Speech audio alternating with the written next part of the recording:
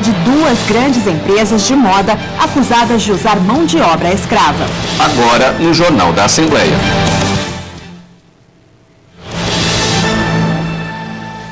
O repórter Jorge Machado está na Estação da Luz, de onde sai um trem direto para a Estação Itaquera, perto da Arena Corinthians. Boa tarde, Jorge. O jogo entre Holanda e Chile é daqui a pouco, menos de uma hora. Ainda tem torcedor por aí? Tem muito torcedor na Estação da Luz. Vamos até mostrar a plataforma cheia de torcedores, inclusive torcedores chilenos, torcedores holandeses, chegando nesta plataforma, que é do Expresso Leste em direção a Itaquera, em direção à Arena Corinthians, onde acontece daqui a pouco o encontro entre seleções já classificadas, a Holanda e Chile. Os trens para a Zona Leste estão levando os torcedores numa operação especial que começou às 10 horas da manhã e vai até a 1h em ponto. Luz, Corinthians e Itaquera. O clima de festa, de tranquilidade, há muita segurança para embarque. Do lado de fora, a Polícia Militar. Aqui dentro da Estação da Luz, os agentes de segurança ferroviária, a gente vê ali, a plataforma está repleta, aguardando o próximo trem que vai direto para a Arena Corinthians. Os torcedores estão sendo orientados, todos esses torcedores devem ter ingresso na ala leste do estádio, vão até Itaquera Corinthians, o embarque e o desembarque ficam facilitados. Há também a Estação da Luz continua funcionando normalmente, ou seja, os outros passageiros que normalmente passam por aqui, cerca de 450 mil por dia, vão embarcar neste trem que está na plataforma ao lado. Este trem também vai para Itaquera e Corinthians. Este trem que está partindo agora leva em torno de 24 minutos, mas com a diferença, ele vai parar na Estação Brás, depois para na Estação Tatuapé, e depois vai até Itaquera, Corinthians. De lá ele segue até Guaianazes e volta nesta operação especial da CPTM, que está levando torcedores para a Arena Corinthians para o jogo Holanda e Chile daqui a pouco. Mauro, com você. Obrigado, Jorge. Daqui a pouco a gente volta a falar mais sobre os dois jogos da Copa do Mundo que prometem complicar a vida de quem vai voltar para casa mais cedo. Comissão Parlamentar de Inquérito da Assembleia aprovou o cronograma e começou a investigar áreas contaminadas de São Paulo. A reunião começou com a apresentação de um vídeo que mostra imagens de um condomínio no município de Mauá, região da Grande São Paulo, onde 54 prédios foram construídos em cima de um lixão hospitalar e industrial, contendo cerca de 44 substâncias tóxicas e cancerígenas. Os parlamentares estão preocupados com o descaso das autoridades, que até hoje não deram nenhuma solução para os moradores dessa e de outras regiões afetadas pela contaminação. É uma luta que precisa ser levada, e do mesmo jeito que lá em Cubatão nós tivemos a possibilidade de diminuir a leucopenia por causa da emissão de gases de todo o complexo de dieséis e derivados de petróleo que nós temos lá, nós hoje temos alguns lugares onde nós conseguimos vitórias tão fantásticas, como é o caso do depósito e do lixão da Ródia, também na região da Baixada Santista e na região de São Vicente. Nós precisamos urgentemente cuidar da questão ambiental.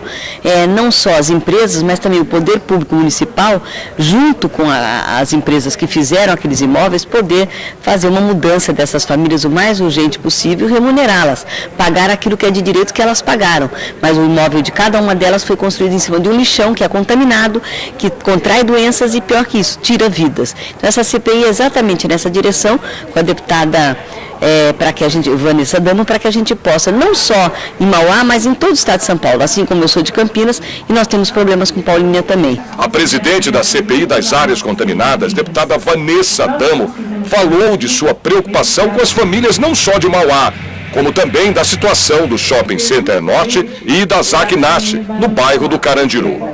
Infelizmente, foi aprovado essa construção dos prédios e as pessoas começaram a adoecer, começaram a perceber que a água estava contaminada, que saía gás metano do interfone. O fato é que há 14 anos as pessoas clamam simplesmente por justiça, que as empresas poluidoras possam ser acionadas, que paguem indenizações, e nós, como deputados estaduais, precisamos o quê? Utilizar da política como instrumento de transformação e pressionar para que casos não só só esse do condomínio Barão de Mauá, porque essa CPI está aberta para receber outros casos, inclusive de entidades sociais, da sociedade civil organizada, dos deputados aqui presentes na Assembleia, para todos que queiram que sejam investigados casos como este do condomínio Barão de Mauá, que precisamos de justiça, que tenha nessa CPI o apoiamento necessário e também a ajuda para que nós cheguemos à solução do problema. A seleção brasileira enfrenta Camarões na última partida da fase de grupos da Copa do Mundo. O time de Felipão precisa de um empate para se classificar para as oitavas de final. Esse jogo vai ser em Brasília e muita gente que trabalhou hoje cedo vai ser dispensado para ver o jogo em casa. Na semana passada, quando o Brasil pegou o México, o trânsito ficou caótico. E hoje, para piorar, tem jogo na Arena Corinthians entre Holanda e Chile. A Radial Leste vai ser fechada perto do estádio. A repórter Silvia Garcia acompanha a volta para casa na Zona Leste. Silvia, muito trânsito por aí. Boa tarde. Boa tarde, Mauro. Boa tarde, Raquel. Boa tarde a todos. Você perguntou trânsito, Mauro? Nenhum. Surpreendentemente, esta foi uma manhã tranquilíssima em São Paulo. Talvez até por causa do susto da semana passada, quando na terça-feira, no jogo Brasil e México, às 3 horas da tarde, a capital paulista teve um pico de 308 quilômetros de congestionamentos.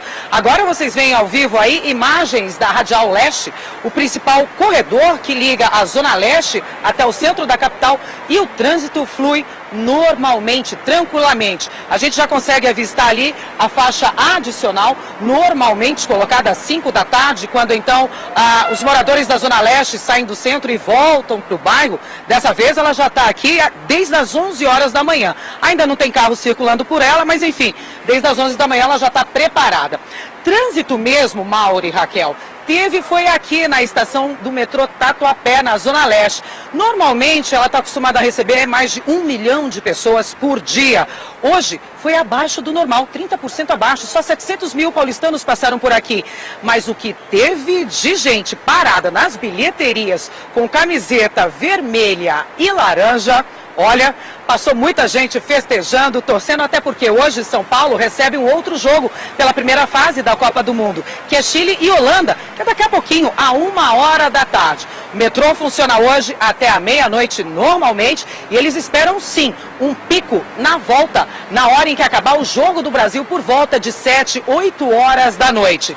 Mas temos mais informações sobre bloqueios de ruas e o que vai acontecer na cidade de São Paulo daqui a pouquinho. Eu volto com vocês aí do estúdio. Raquel. Com o horário do jogo se aproximando, né, o trânsito vai ficando ainda cada vez mais complicado. Vamos a informações da Marginal Pinheiros. Você vê aí imagens ao vivo da Marginal Pinheiros. A segunda via expressa mais importante da cidade. O trânsito é bastante intenso, mas por enquanto sem pontos de congestionamentos. Em São Paulo, a semana começou fria e não deve mudar muito agora à tarde. A mínima hoje cedo foi de 14 graus e a máxima não deve passar dos 24 graus. Vamos ver como fica o tempo no interior do estado. Em Campinas, o céu parcialmente nublado e a máxima chega aos 26 graus. Em São José dos Campos, os termômetros chegam aos 26 graus. Em Sorocaba, a máxima também vai ser de 26 graus. Em Ribeirão Preto, calor, apesar de céu encoberto, máxima de 29 graus. Veja a seguir mais informações ao vivo sobre o trânsito em São Paulo. CPI dos pedágios vai se reunir durante o recesso de julho. Veja os detalhes depois do intervalo. Até já.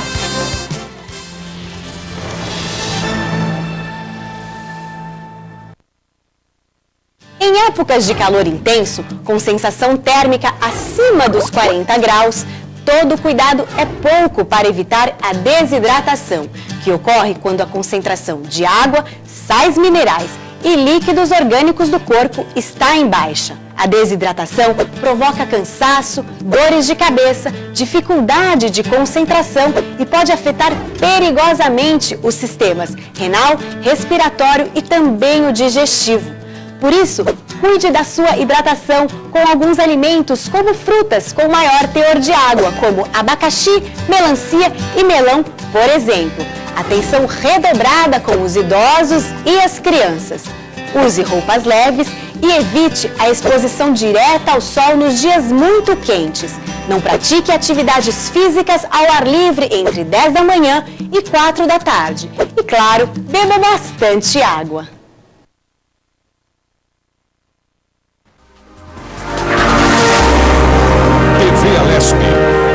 TV da Cidadania.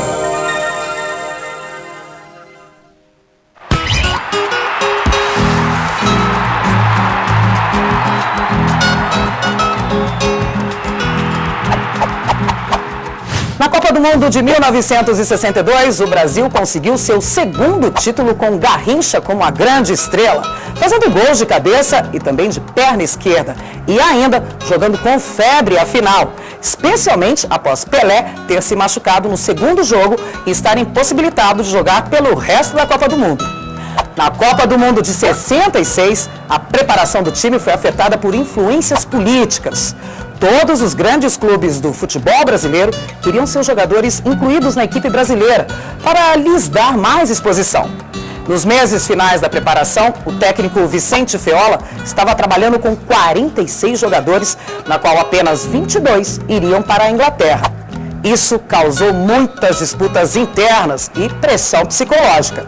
O resultado foi que em 1966, o Brasil teve uma das piores performances em todas as Copas do Mundo. Além disso, a derrota para a Hungria representou a única derrota de Garrincha com a camisa da seleção.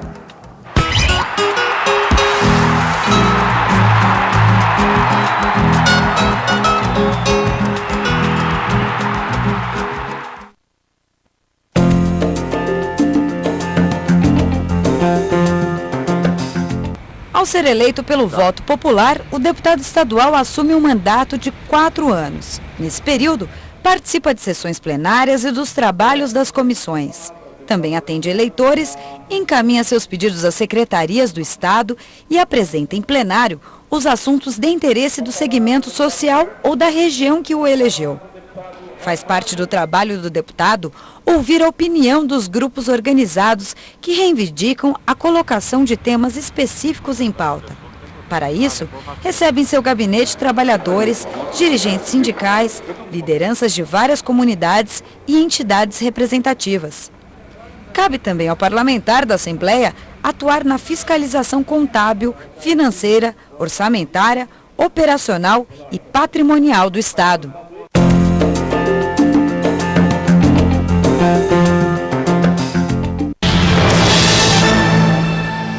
A CPI dos pedágios analisou requerimentos e aprovou a realização de reuniões durante o recesso parlamentar no mês de julho.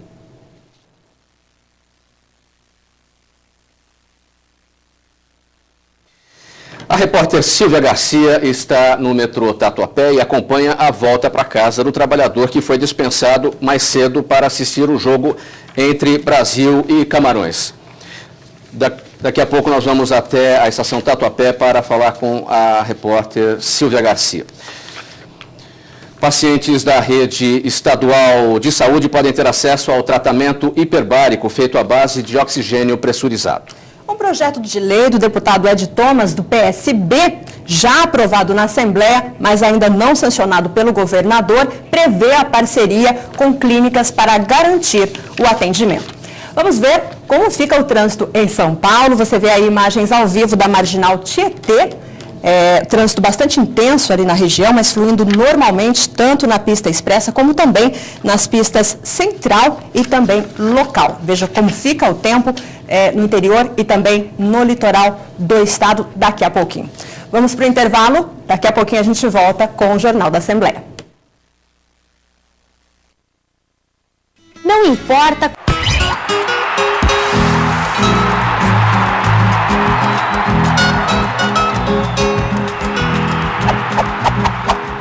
Após o fracasso na Copa do Mundo de 66, a seleção brasileira voltou a participar de eliminatórias para o torneio de 1970. Disputou uma das 3 vagas do continente sul-americano contra as seleções da Colômbia, Venezuela e Paraguai, que completavam o grupo B da América do Sul. A participação do Brasil foi irretocável, sob o comando do técnico João Saldanha, e venceu todos os adversários em ambas as partidas, jogos de ida e de volta, marcando 23 gols e sofrendo apenas 2. No entanto, apesar do sucesso da seleção, ocorreram vários incidentes que levaram à substituição do técnico João Saldanha por Zagallo, faltando apenas alguns meses para o início da Copa. O Brasil ganhou sua 3ª Copa do Mundo no México, em 1970.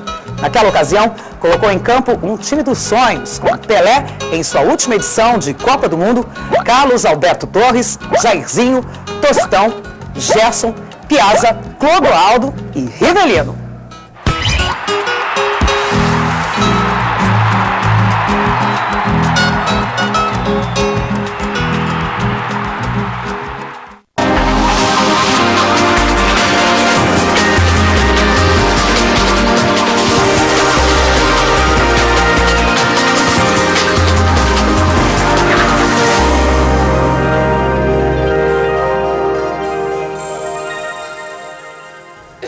Aquela tosse que não dá sossego. E os sintomas não param por aí. Nariz, garganta, dói tudo.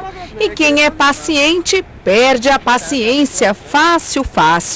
Para mim é tudo a mesma coisa, só muda o nome, mas para mim é sempre o nariz escorrendo, espirrando o tempo inteiro e a garganta ruim. Falar desses sintomas que deixam os pacientes prostrados, cansados, isso é fácil, né? Mas e aí? É gripe ou resfriado? Aí fica mais difícil de saber, não é mesmo? É por isso que o Hospital Emílio Ribas, uma referência no tratamento de doenças infecciosas, faz agora uma campanha para que as pessoas saibam identificar as duas doenças.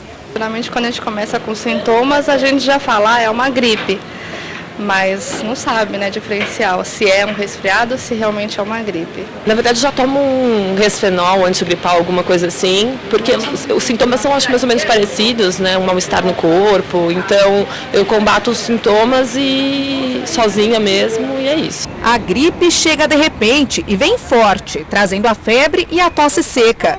O resfriado é mais leve, marcado pelos espirros e a coriza nasal. Se for gripe, médico, porque pode complicar. Resfriado ele começa mais lento, você sente que está ficando ruim, o nariz começa a escorrer, a garganta a coçar e vem os espirros. A gripe não, ele já começa mais de uma hora para outra, tá? Eu começo com tosse seca e febre e os sintomas são muito mais pronunciados. A dor no corpo é mais forte, posso ter falta de ar, então a gripe é muito mais forte do que o resfriado. O Hospital Emílio Ribas disponibiliza o telefone da ouvidoria para esclarecer as dúvidas dos pacientes. O número é o 3896-1200.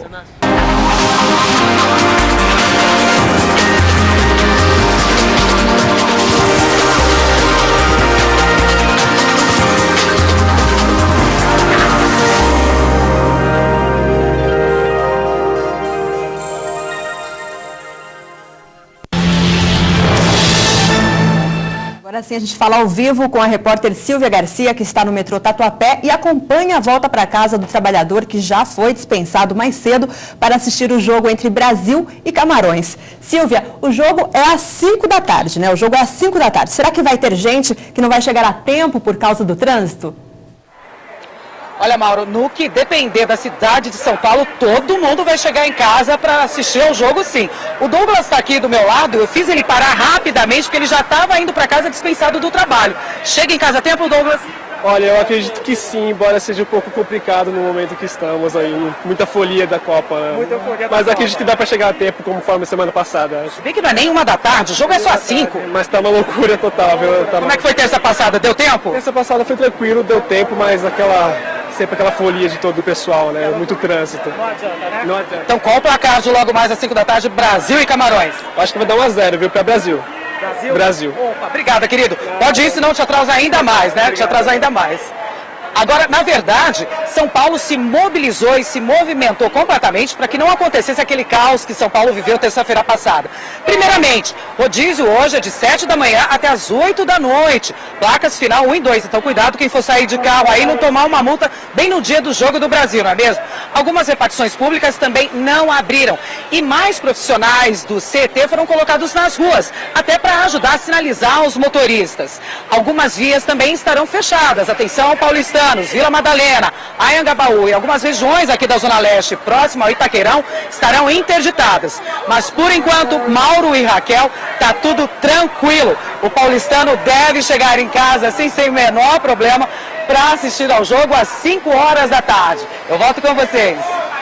Silvia, pelas informações. A CPI dos pedágios analisou requerimentos e aprovou a realização de reuniões durante o recesso parlamentar no mês de julho.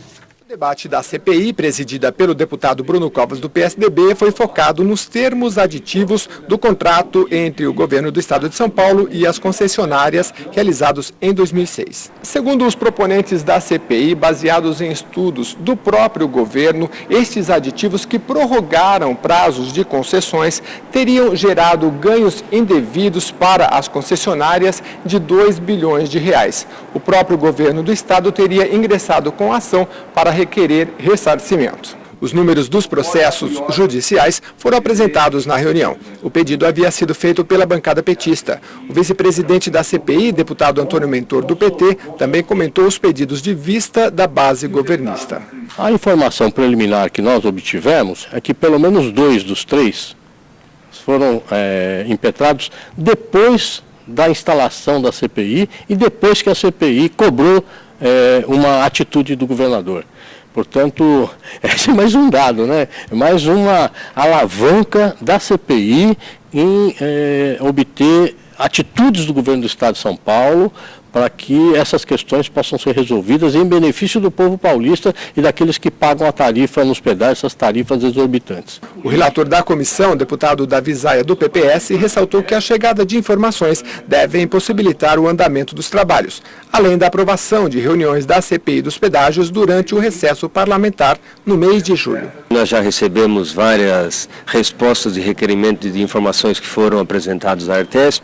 Isso vai permitir que possamos analisar essas respostas e, ao mesmo tempo, a aprovação que tivemos hoje da possibilidade de trabalharmos no recesso também vai ajudar para que a gente possa, a partir da análise dessas respostas, continuar o andamento da CPI, fazer os levantamentos necessários e caminhar com isso para que, dentro do prazo previsto, nós possamos oferecer ao povo paulista as nossas conclusões.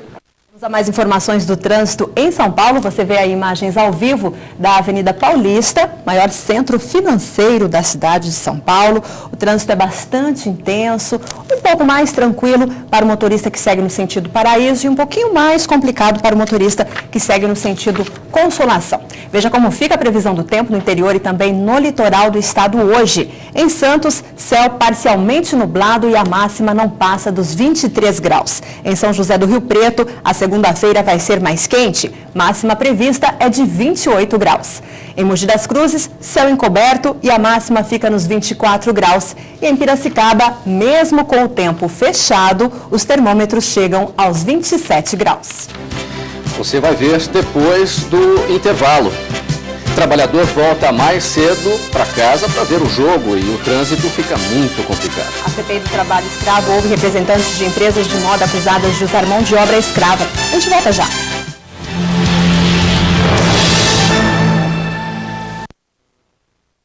Você sabia que pesquisas mostram que cada pessoa produz 1,5 kg de lixo por dia?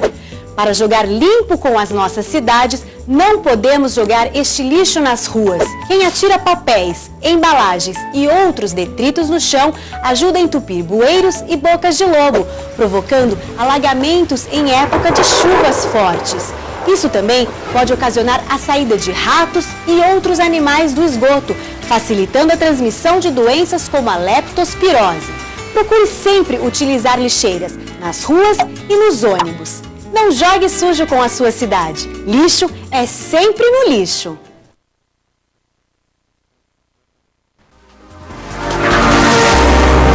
TV Alesp, a TV da cidadania.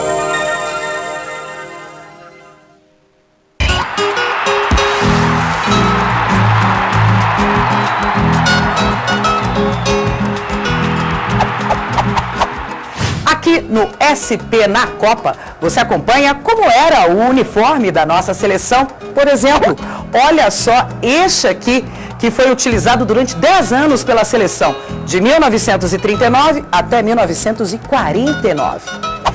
Este é o uniforme da seleção no Sul-Americano de 1945. Já mudou, né? Em 1949, aparece pela primeira vez o calção azul, com frisos aqui mais pelas laterais. Na tragédia da Copa de 1950, novo uniforme. Já estamos chegando na amarelinha. No próximo boletim, você vai saber em que ano ela surgiu e ver a evolução do uniforme da nossa seleção brasileira. Não perca, hein?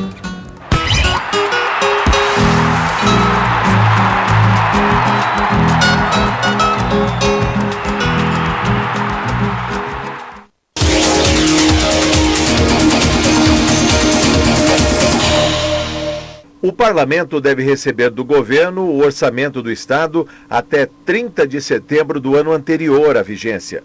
Depois de publicado no Diário Oficial da Assembleia Legislativa,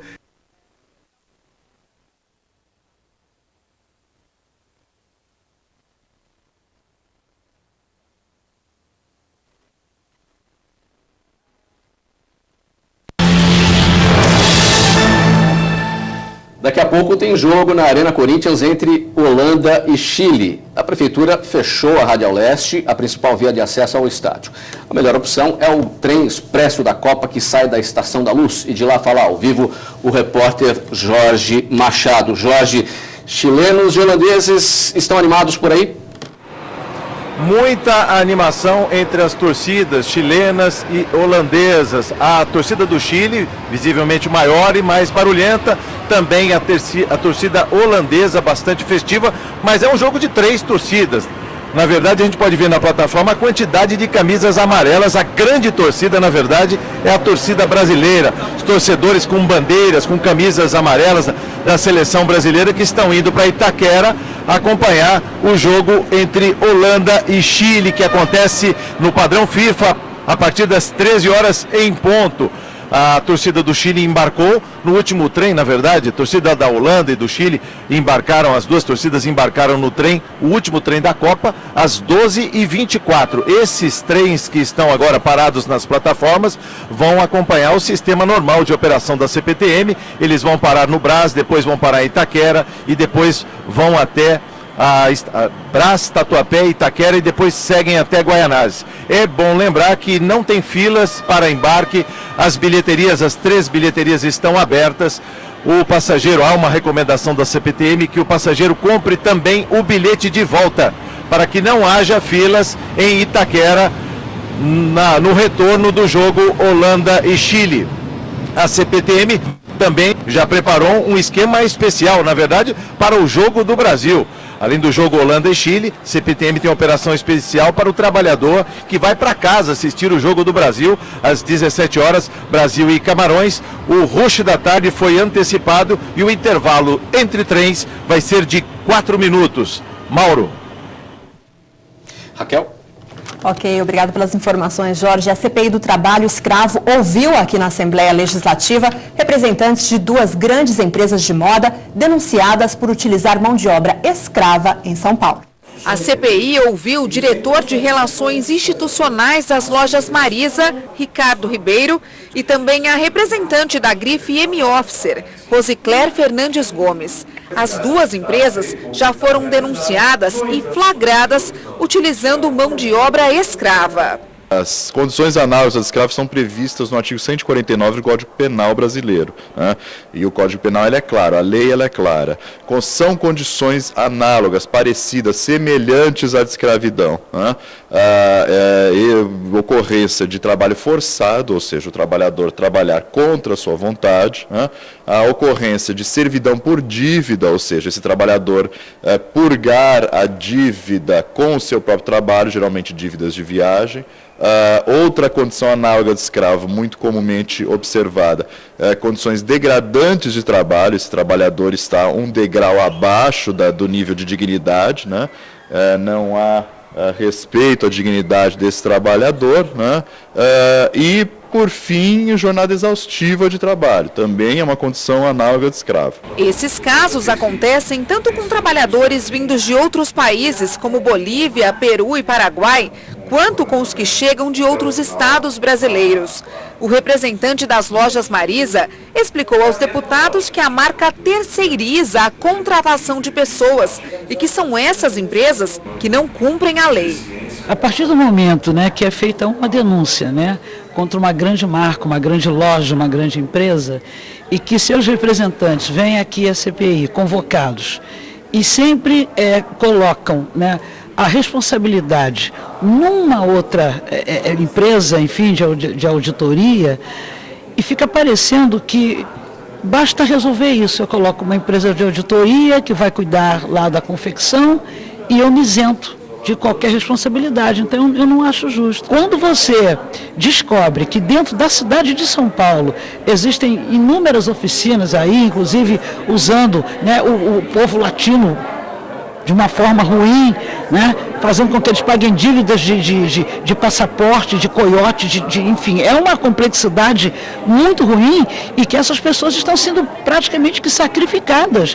Essas pessoas comem comida estragada, essas pessoas não têm onde dormir, essas pessoas não podem sair daquele perímetro ali, porque senão elas serão, sabe, perseguidas pelos seus pseudos protetores. Então tudo isso vai ter que entrar nessa relatoria, porque a coisa é muito mais ampla e muito mais grave do que se supõe. Recentemente, a empresa M-Officer, além de ter sido denunciada por manter 2 trabalhadores em situação irregular, também é acusada de não pagar os direitos trabalhistas deles, mesmo depois do flagrante. O que aconteceu, né, no Ministério Público, eles flagraram, e a nossa marca estava lá, né, sem autorização nenhuma da nossa empresa. E nós deixamos bem claro que nós não compactuamos com isso. Um processo que ele tem que ser entendido no seu contexto total, deve ser vista a questão econômica, então a Assembleia tem condição de legislar sobre esse tema, tem questão de incentivar as boas práticas e, em especial, de formalizar, de tirar essas empresas que estão trabalhando na informalidade, então que lesa a concorrência, em especial que lesa as pessoas com trabalho semelhante ao escravo, tirá-las, formalizá-las, orientá-las para que elas possam ter práticas eticamente corretas. Para o presidente da CPI, deputado Carlos Bezerra Júnior, a divulgação da lista suja, com o nome das empresas que permitem o trabalho escravo, ajuda muito o consumidor. E nesse caso, quem não deve, não teme.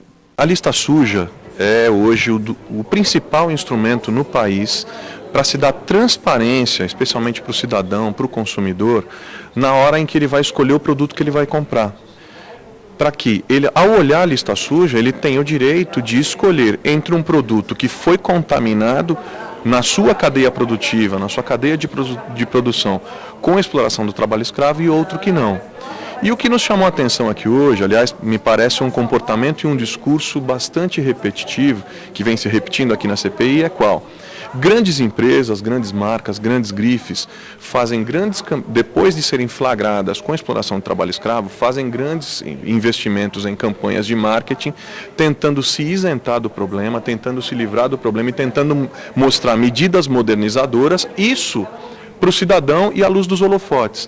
Mas nos porões e nos bastidores mobilizam um exército de advogados para tentar destruir, desconstruir a lista suja, por exemplo, alegando inconstitucionalidade, porque sabem que ao fazer isso, impedem a entrada do seu nome nessa lista e, pior, impedem novas fiscalizações.